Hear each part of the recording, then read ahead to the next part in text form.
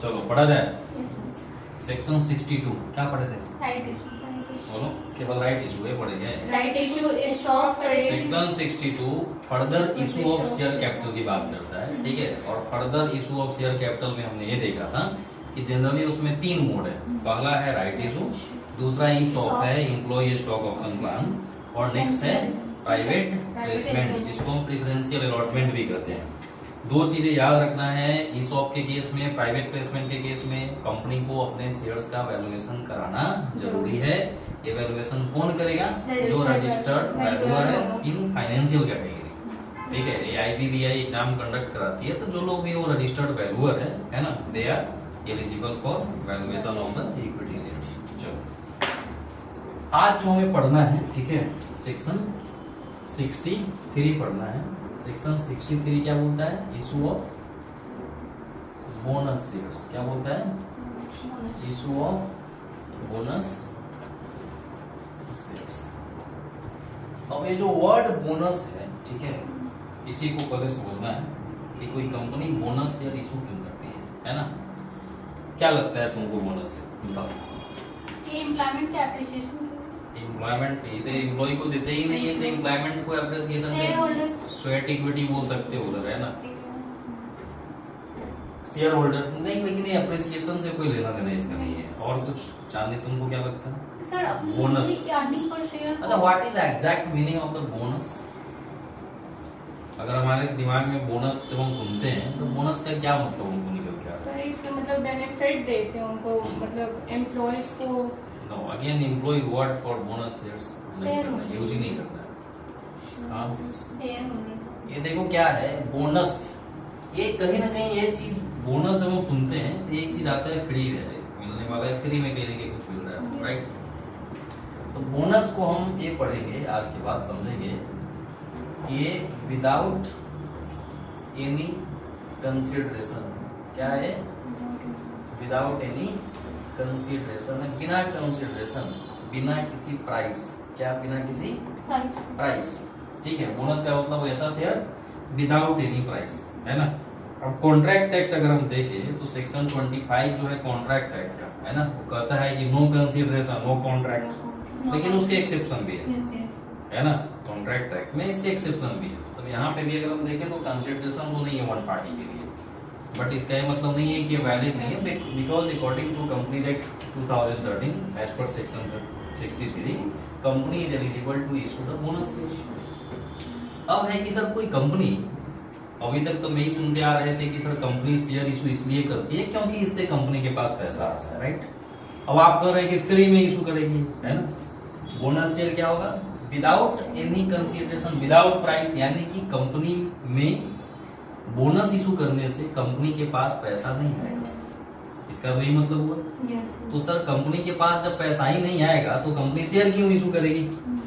समझ रहे हो ना, कंपनी शेयर क्यों इशू करेगी?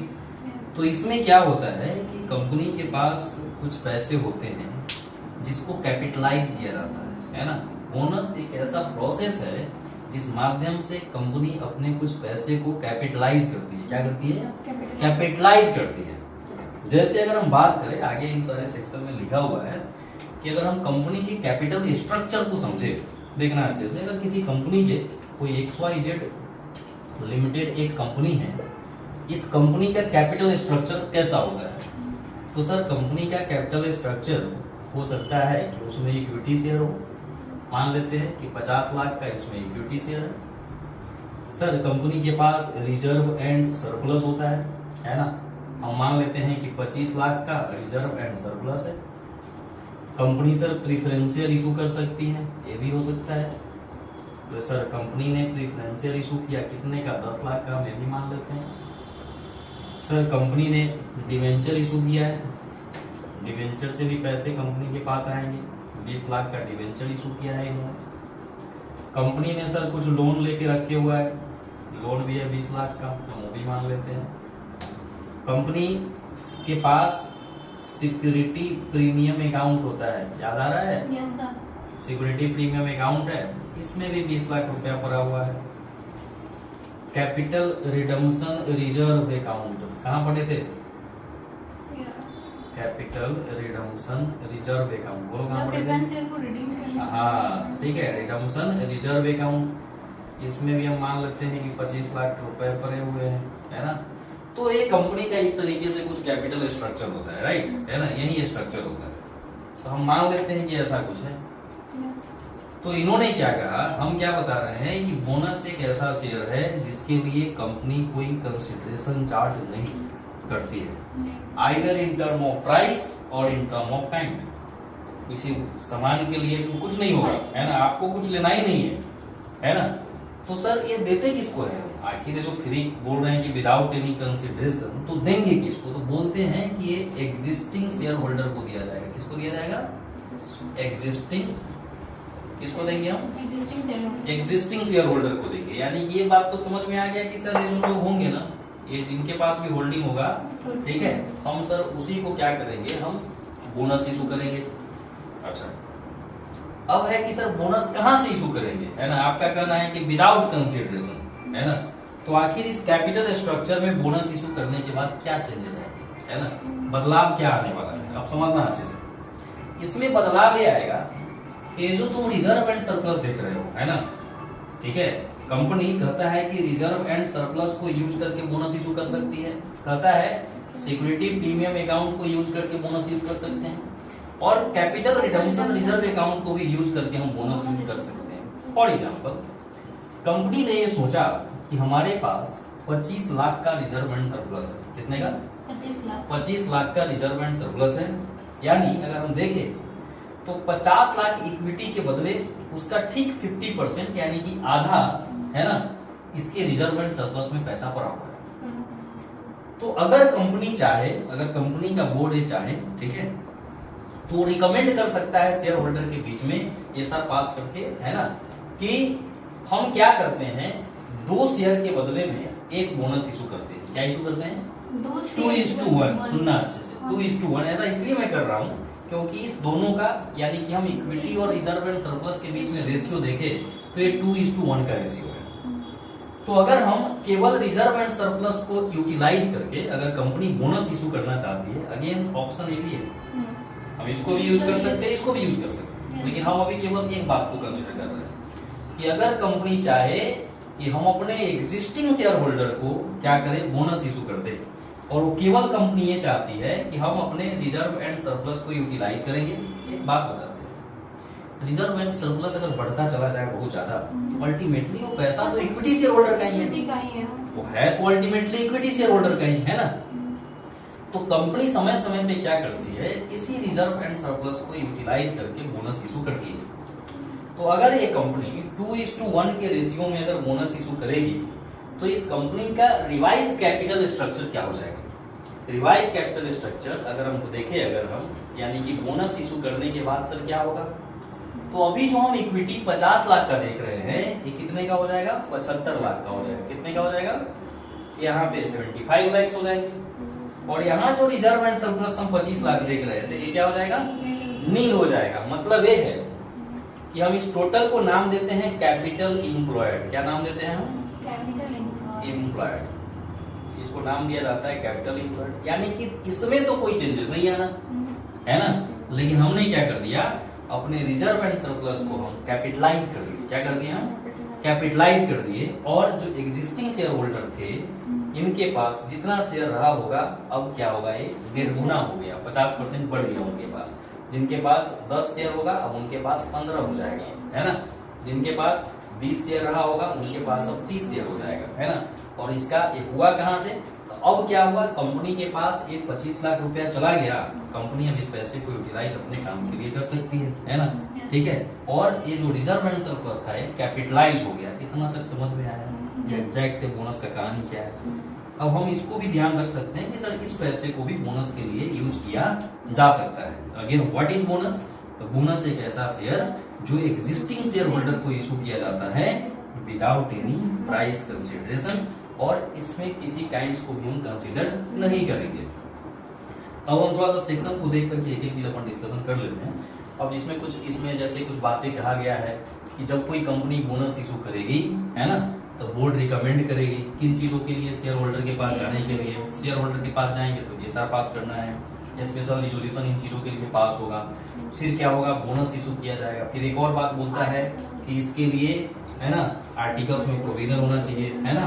दूसरा कहता है कि जो एग्जिस्टिंग शेयर होल्डर को हम फ्री में बोनस शेयर देंगे तो तभी बोनस शेयर देंगे जब वो फुल्ली पेड अप हो।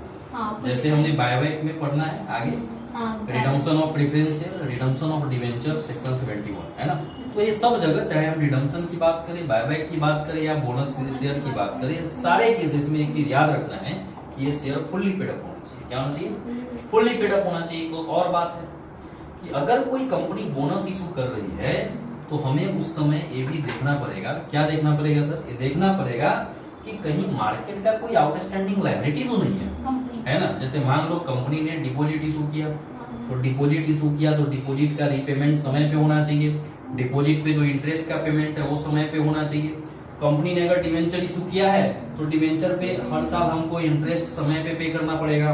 प्रेफरेंस शेयर पे डिविडेंड समय पे करना पड़ेगा। या अदर कोई आउटस्टैंडिंग है, जैसे एम्प्लॉय की सैलरी है, अगर कोई स्टैट्यूटरी लायबिलिटी है, जैसे ईपीएफ का पैसा है, ईएसआई का पैसा है ना, टैक्स का पैसा है, तो कहता है कि कोई भी कंपनी अगर बोनस शेयर इशू करेगी तो ये हमको आश्वस्त होना जरूरी है कि there is no any outstanding liability, और कोई स्टैट्यूटरी लायबिलिटी भी नहीं होना चाहिए।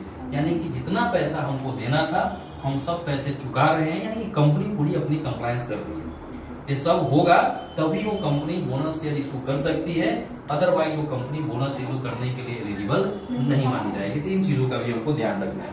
अब इतना चीज हम लोग समझ गए, अब ये चीजें समझना आसान हो जाएगा। अब देखना ये कहता है क्या है, issue of bonus share sub section 1, a company may issue fully paid up bonus shares to its members in any manner whatsoever out of. सुनो क्या कहा कि ये जो शेयर इशू किया जाएगा बोनस, ये शेयर भी फुल्ली पेड अप होगा। जिसको इशू किया जाएगा वो भी फुल्ली पेड अप होना चाहिए और बोनस भी फुल्ली पेड अप होगा। ऐसा नहीं होगा कि अब देखना यहाँ पे जैसे रेशियो 2:1 का बन रहा था। अब कोई कंपनी कहे कि नहीं हम 2:2 के रेशियो में करेंगे, सॉरी 1:1, 2:2 की लिखेंगे 1:1, लेकिन क्या है पॉसिबल है इसको यूज करके हम 1:1 में करें? है ही नहीं पैसा होता। तो कंपनी क्या कर रही है, सुनना, कंपनी कर रही है आप 50% पैसा अभी दे दो और 50% हम कॉल करके मंगा लेंगे। तो कहता है कि बोनस हुआ ही नहीं। बोनस मीन्स क्या कहा, यही कर रहा है कि ये फुल्ली पेड अप होगा। आप पार्टली पेड अप शेयर को बोनस बोल ही नहीं सकते। क्यों? क्योंकि उसमें फिर कंसिडरेशन आ जाएगा, और जब कंसिडरेशन आ जाएगा तो ये बोनस है ही नहीं, है ना। आया समझ में? वाला लाइनें हैं। आउट ऑफ सर कहां से करेंगे? तो कहा कि फ्री रिजर्व से करेंगे, सिक्योरिटी प्रीमियम अकाउंट से करेंगे, कैपिटल रिडम्पशन रिजर्व अकाउंट से करेंगे। एक इसमें प्रोविजो है, क्या करता है सुनना, कहता है कि provided that no issue of bonus share shall be made by capitalising reserves created by the revaluation of assets. अब सुनना ही क्या करता है, कहता है कि कंपनी अगर अपने असेट्स का रिवैल्यूएशन कर रही है, क्या कर रही है? रिवैल्यूएशन कर रही है, और इसके वजह से अगर कोई रिजर्व क्रिएट हो रहा है ना, तो ध्यान रखिए बात, उस रिजर्व को यूज करके बोनस इशू नहीं किया जा सकता। इसका मतलब क्या है? इसका मतलब ये है कि कंपनी, अगर हम बात करें तो अकॉर्डिंग टू कंपनीज एक्ट जो शेड्यूल 2 है वो ये बताता है कि what is the useful life of the assets, यानी कि how we can calculate the depreciation for the purpose of Companies Act 2013। Depreciation कैसे कैलकुलेट करना है शेड्यूल 2 बताता है। इनकम टैक्स अगर हम देखें तो इनकम टैक्स कहता है कि WDV मेथड यूज करेंगे, और यही चूंकि 2 मेथड होता है ना, इसी से डेफर टैक्स आता है ना। डेफर टैक्स का कॉन्सेप्ट यहीं से आता है, क्योंकि दोनों का मेथड अलग अलग है कैलकुलेट करने का। अच्छा, यहाँ पे इन्होंने क्या कहा कि सपोज करो कि कंपनी की बुक वैल्यू, कंपनी में किसी असेट्स की बुक वैल्यू है ना, हम मान लेते हैं 50 लाख है। कितना है? 50 लाख है। बुक वैल्यू कितना है? 50 लाख है। लेकिन अगर हम उसकी वैल्यूएशन करवाते हैं, इसके लिए वैल्यूअर होते हैं, है ना, तो हमने जब वैल्यूएशन कराया तो उसका वैल्यू आ गया 70 लाख, यानी कि हमारे बुक में वैल्यू उस असेट्स की कितनी है? 50 लाख। लेकिन हम जब वैल्यूएशन करा रहे हैं तो कितना वैल्यूएशन आ रहा है? 70 लाख, यानी कि 20 लाख का रिजर्व क्रिएट हो रहा है। कितने का रिजर्व क्रिएट हो रहा है? 20 लाख का। तो कहा कि ये जो रिवैल्यूएशन, किसी असेट्स के रिवैल्यूएशन कराने से अगर कोई रिजर्व क्रिएट हो रहा है, the reserve can not be use for the issue of bonus, यानी कि आप उस रिजर्व को यूज करके बोनस इशू नहीं कर सकते। आया समझ?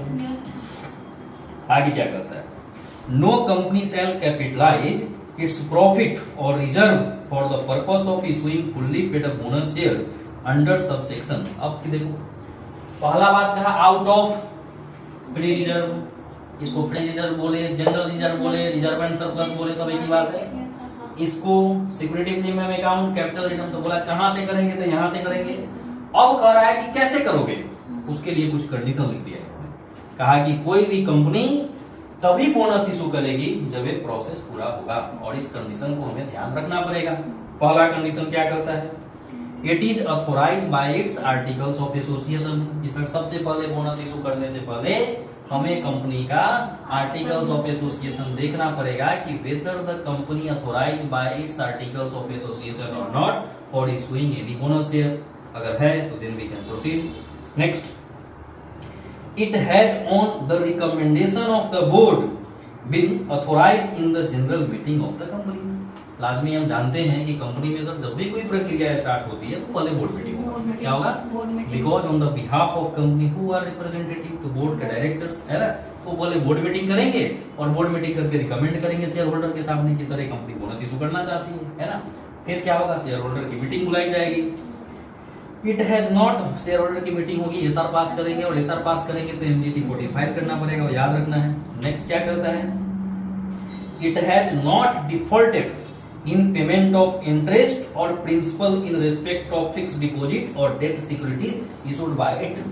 बोला कि अगर कोई लोन है ना, बोला डेट और डेट सिक्योरिटीज डिवेंचर है ना, डिपॉजिट है जिसकी चर्चा कर रहे थे, तो बोला कि देयर इज नो डिफॉल्ट, इस सब का पेमेंट समय पे होना चाहिए। अगर इसका मैच्योरिटी पीरियड आ रहा है तो भैया पहले इसको रिडीम करो, रिडीम करने के बाद पैसा बचेगा तब इसकी बात करेंगे, है ना। तो बोला कोई भी आउटस्टैंडिंग नहीं होना चाहिए, है ना। नेक्स्ट क्या करता है, it has not defaulted in respect of payment of statutory due, जिसकी बात कर रहे थे, ईपीएफ, ईएसआई, है ना, टैक्स का पेमेंट या एनी अदर स्टैट्यूटरी ड्यू नहीं होना चाहिए, पहले आप उसका पेमेंट करो। The partly paid up share, if any, outstanding on the date of allotment, are made fully paid up। बोला क्या कि भैया पार्टली पेड अप शेयर है तो पहले फुल्ली पेड अप करो। क्या करो? पहले फुल्ली पेड अप करो तब बोनस करो, है ना। ठीक है, तो जब तक फुल्ली पेड अप नहीं होगा तब तक हम उसको बोनस नहीं देंगे, है ना। Next, it complies with the such condition as may be prescribed. Law का ब्रह्मास्त्र है, जहाँ कुछ नहीं याद रहे लिख देना है एज मे बी प्रिस्क्राइब्ड। ठीक है, नेक्स्ट, उसके बाद है the bonus share shall not be issued in leave of dividend. बड़ा इंपॉर्टेंट लाइन है, अब इसी पे क्वेश्चन बना देगा, इसी पे क्वेश्चन बना देगा तुमसे। ठीक है, ये कंपनी है, अब कंपनी डिविडेंड न दे करके डिविडेंड के बदले में बोनस शेयर देना चाहते हैं, है ना। अब तुमसे पूछेगी कि आप बताइए कि इसमें क्या होगा, है ना। तो लास्ट लाइन ऐसे भी जब अपन पढ़ते हैं तो बुलेट ट्रेन की तरफ पढ़ते हैं, एक लाइन देके छोड़े भागे आगे, है ना। अब इसी पे बनाएगा क्वेश्चन, एग्जामिनर का दिमाग इसी पे जाता है ना। तो उन्होंने क्या कहा कि कभी भी बोनस शेयर, है ना, डिविडेंड के रूप में नहीं दिया जा सकता। ये चीज याद रखना, डिविडेंड अलग है, बोनस शेयर अलग है ना। अब एक बात बताओ, शेयर पे डिविडेंड मिलता है, सुनना अच्छे से, शेयर पे ना डिविडेंड मिलता है, अब हम डिविडेंड के बदले शेयर कैसे दे सकते हैं? समझ रहे हो ना बात, समझना आप क्या बोल रहे हैं। शेयर ऊपर का चीज है, देन डिविडेंड है ना। ये पापा है ना, ये इनके बच्चे हैं, कैसे होगा ये? गलत हो जाएगा ना, समझ में आ रहा है ना। बस यही चीज और कुछ नहीं है ना। शेयर पे डिविडेंड मिलता है, डिविडेंड पे शेयर नहीं मिलेगा, है ना। तो बोल दिया इन्होंने, लिख दिया इसमें, आया समझ में, यही बोनस है, कहानी खत्म। अब एक और सेक्शन है इसमें, सेक्शन 64 कहता है कि notice to be given to registrar for alteration of share capital. इसको मिटा दें, क्या गया समझ में। पहला बताया कि बोनस कहां से इशू करोगे, और दूसरा बोला कैसे इशू करोगे, और तीसरा से सब सेक्शन क्या कहा कि डिविडेंड के बदले बोनस शेयर नहीं देंगे, है ना। अच्छा एक बात बताओ, डिविडेंड से एक चर्चा आया, ऐसे तो सेक्शन 123 में चीजें लिखी हुई है, अपन जब उसको पढ़ेंगे तो डिस्कस करेंगे। हमारा कहना है कि एक कपड़ा बनाने वाली कंपनी है, ठीक है, थोड़ा सा कपड़ा के बाजार में मंदी चल रहा है, कपड़ा नहीं बिका, तो कंपनी ने सोचा कि क्यों ना डिविडेंड के बदले में हम कपड़ा बांट दें। ठीक है, कंपनी को डिविडेंड देना है, ठीक है। अब कंपनी ने ये सोचा कि डिविडेंड हम न दे करके, ठीक है, कपड़ा ही बांट देते हैं। क्या कंपनी ऐसा कर सकती कि नहीं कर सकती? बोलो सर, ये पॉसिबल? पहले क्वेश्चन समझी कि नहीं ये बताओ। हाँ क्वेश्चन समझिए तो ये डिविडेंड और शेयर दोनों अलग, ये अलग अलग होता है, कपड़ा देना और शेयर देना। हमारा ये कहना है, इस क्वेश्चन को वैसे ही पूछ सकते हैं तुमसे कि whether the company can distribute its dividend in a kind or not। अब एक बाइक बनाने वाली कंपनी का अनाउंसमेंट है कि इस साल कंपनी डिविडेंड के बदले बाइक बांटेगी, है ना। क्वेश्चन ये है, इज इट पॉसिबल और नॉट? बोलो। फिर देने में कुछ लॉ के अकॉर्डिंग पता ना, नॉलेज नहीं है, लेकिन दे सकते अब तुम लोग लड़की हो तो हम आते हैं लड़की वाले क्वेश्चन पे। मान लो कोई ज्वेलरी बनाने वाली हैं। हम कंपनी तो दे सकती है। अब डिविडेंड के बदले अब उसका ये कहना है कि लिक्विड एसेट तो हाँ, है ना, ये हम दे सकते हैं कि नहीं दे सकते। शेयर पर डिविडेंड मिलता है तो वहाँ समझ सकते हैं कि नहीं दे सकते। ध्यान रखना, डिविडेंड कभी भी काइंड में नहीं, काइंड में नहीं दिया जा सकता, ओनली इन कैश और इक्विवेलेंट टू कैश, यानी कि बैंकिंग के माध्यम से देंगे हम चेक, है ना। चेक तो कहने का ये मतलब है कभी भी हम काइंड में डिविडेंड नहीं दे सकते। खैर बात की बात है, हम इसको अभी इग्नोर करते हैं, बट एक क्वेश्चन था। अब आगे देखो क्या कहता है सेक्शन 64। सेक्शन 64 कहता है notice to be given to registrar for alteration of share capital, है ना। क्या लिखा? Notice notice to be given किसको? रजिस्ट्रार और ऑल्टरेशन ऑफ शेयर कैपिटल। अब ऑल्टरेशन कहाँ पड़े? 61 में, सेक्शन 13 में, सेक्शन 66 में भी रिडक्शन आएगा, आने वाला है ना। तो कहा इन्होंने क्या? Notice to be given to registrar, है ना। अब एक बात बताओ, अगर हम अपने कंपनी का पेडअप कैपिटल घटाएंगे बढ़ाएंगे, ठीक है, तो कौन सा फॉर्म फाइल करते हो? अब ये सब में जाता है, राइट इशू में भी जाता है बोलो। प्राइवेट प्लेसमेंट ये सॉल्व करोगे तो करोगे, डिफरेंशियल अलॉटमेंट करोगे तो करोगे, प्रोसेस अलग है बट करना तो तीनों पे, राइट। तो करना होता है, कितना दिन समय है? Within 30 days from the date of allotment. यही है ना प्रोविजन, ये अलॉटमेंट के दिन से 30 दिन के भीतर हमें पीएस पीरियड रजिस्ट्रार को फाइल करना होता है। उसके बाद बोला कि अगर कोई कंपनी प्रेफरेंशियल इशू की है, क्या इशू की है? अगर इसका रिडम्पशन होगा, क्या होगा? रिडम्पशन होगा, तो फिर इसका रिटर्न फाइल करना पड़ेगा ना। हमारा उसी को कैसे पता चलेगा कि आपने रिडीम कर दिया, है ना। तो फिर फाइल करना पड़ेगा कितने दिन के भीतर? With in 30 days. बस यही कहानी है, 64 खत्म, यही लिखा हुआ है। नहीं करेगी तो फिर पेनल्टी लगेगा, है ना। पेनल्टी यहाँ उतना अभी होना मुश्किल है, तो सिंपल बात है कि penalty can be imposed by जो भी इसके रेगुलेटरी बॉडी है। कितना? As may be prescribed under the act. आप भी वही समझिए जो हम समझ के लिख रहे हैं, है ना। तो इसलिए पेनल्टी याद करने का चीज नहीं है, क्योंकि थोड़ा सा ये टफ चीज है, हाँ।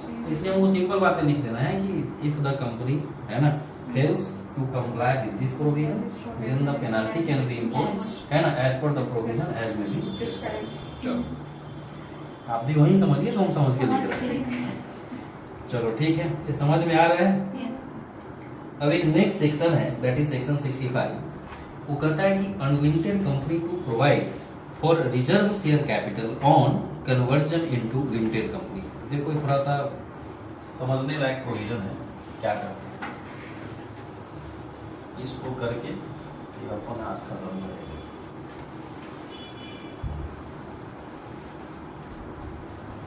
ऐसे अगर हम प्राइमा फेसी बात करें तो क्या कोई कंपनी अनलिमिटेड कंपनी होती है क्या? पहले होती थी, होती है। जैसे एमवे जो कंपनी थी ना, पहले वो अनलिमिटेड कंपनी थी। हम कहाँ बैठे हुए हैं? कौन सा भारत का कंपनी लोग पढ़ रहे हैं कि अमेरिका का पढ़ रहे हैं? एमवे में चले गए बोलते हैं, हाँ। अपन तो वैसे तो बात करें तो अब सोचो सैलमन वर्सेस सैलमन जो केस है ना, वो 1% कंपनी था। भारत में 1% कंपनी का कॉन्सेप्ट कब आया? 13 में आया। तो अपन बहुत अभी बहुत दूर है ना। तो इसलिए हम अभी यूएस और इंग्लैंड के लॉ को ना पढ़ेंगे, अभी हम लोग कंपनी लॉ भारत का पढ़ेंगे, है ना।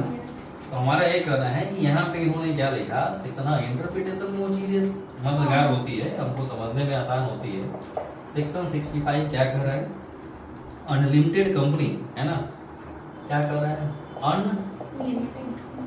अनलिमिटेड कंपनी टू प्रोवाइड, देखो क्या लिखते हैं, for reserve share capital, provide for reserve share capital, reserve share capital on